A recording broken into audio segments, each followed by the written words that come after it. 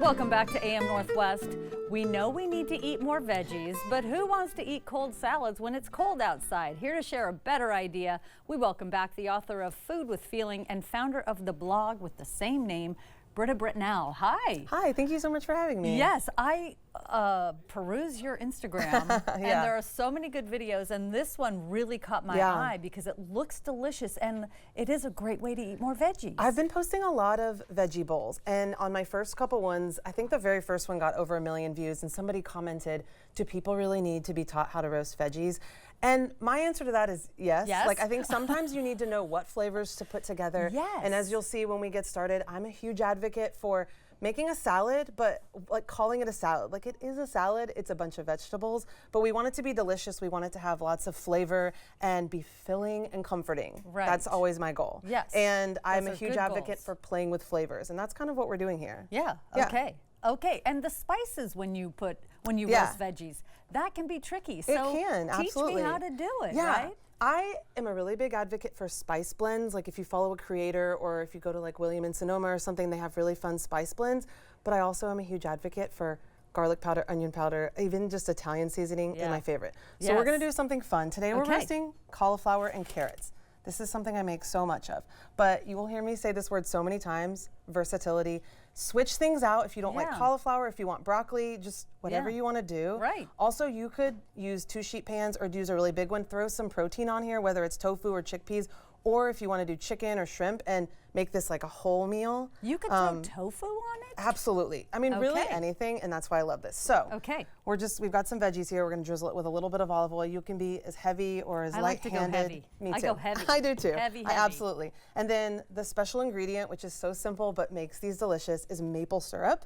I do suggest using something on your sheet pan because sometimes it'll caramelize, but it sounds weird. The first time I made this for a few people, they were like, maple syrup? But it pairs so beautifully with the dressing that we're gonna use. So that salt and pepper, of course, I like big flaky pieces of salt. Yes. So I'm using onion powder, cumin, and paprika for this. But again, and is it you can play around. Paprika? I just have regular paprika, but smoked paprika is great. I use that a lot. Me too. And I'd never measure, but I do have measurements on this recipe.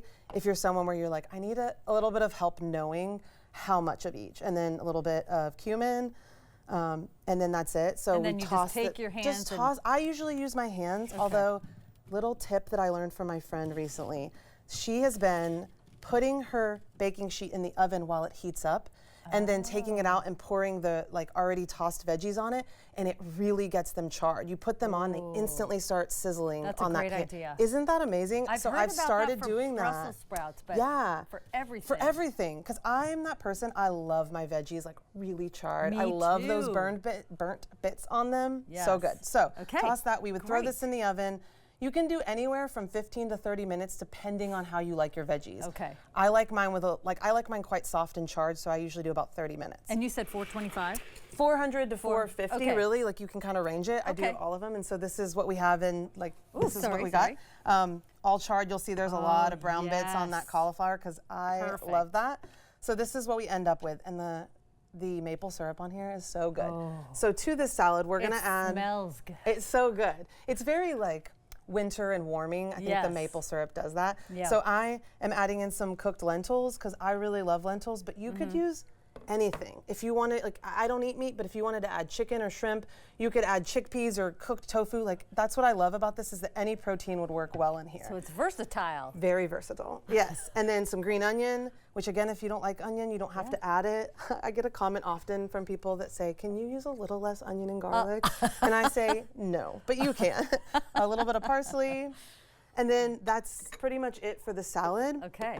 Well, I'm going to leave that. Yeah, mix it up. Yeah, we'll mix it up a little bit and just get everything all mixed in. You also could serve the protein on the side, but I love a good one bowl recipe where everything's together.